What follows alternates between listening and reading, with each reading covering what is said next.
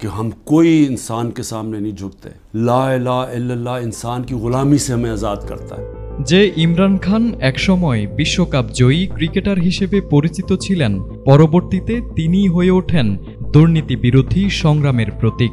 তার নেতৃত্বে পিটিআই ছিল পাকিস্তানে এক বিকল্প রাজনৈতিক শক্তি। এবার সেই রাজনীতিতে নতুন আলোচনার জন্ম দিয়েছেন ইমরান খানের দুই ছেলে সুলাইমান খান এবং কাসিম খান।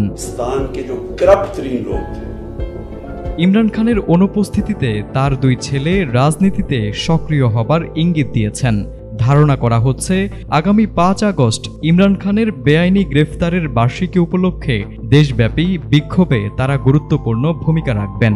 ইতোমধ্যেই তারা যুক্তরাষ্ট্র থেকে পাকিস্তানে ফেরার প্রস্তুতি নিচ্ছেন এবং দলের কৌশলগত কাজেও অংশ নিচ্ছেন। সুলাইমান ও কাসিম সম্প্রতি এক পডকাস্টে তাদের বাবার কারাগারের অবস্থা নিয়ে মুখ খুলেছেন।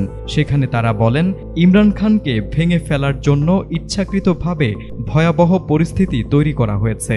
তবে তারা জানান, রাজনীতিতে আসার আগে বাবার কাছ থেকে অনুমতিও নিয়েছেন। যদিও ইমরান খান শুরু থেকেই তাদের রাজনৈতিক পরিসরে আসতে নিরুৎসাহিত করেছিলেন, কারণ তিনি চাননি তার পরিবার বংশগত রাজনীতিতে জড়িত হোক। বিশ্লেষকদের মতে ইমরান খানের দুই ছেলের রাজনীতিতে অংশগ্রহণ দলটির জন্য বড় এক মোড় এনে দিতে পারে।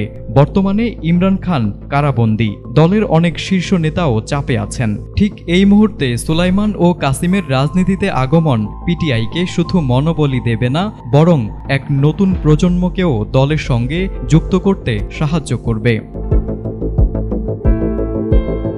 যদি তারা সত্যি মাঠে নামেন, তবে এটি হবে পাকিস্তানের রাজনীতিতে নতুন এক অধ্যায়ের সূচনা। ইমরান খানের কারিশমা এবং ন্যায়ের প্রশ্নে তার অবস্থান যে কোটি মানুষকে প্রভাবিত করেছে, তা এখন তার সন্তানের মাধ্যমে পুনর্জাগরণ ঘটাতে পারে। পিটিআই হয়তো আবারও ঘুরে দাঁড়াবে, এই আশায় দিন গুনছে অনেক সমর্থক। News desk, ATN Bangla.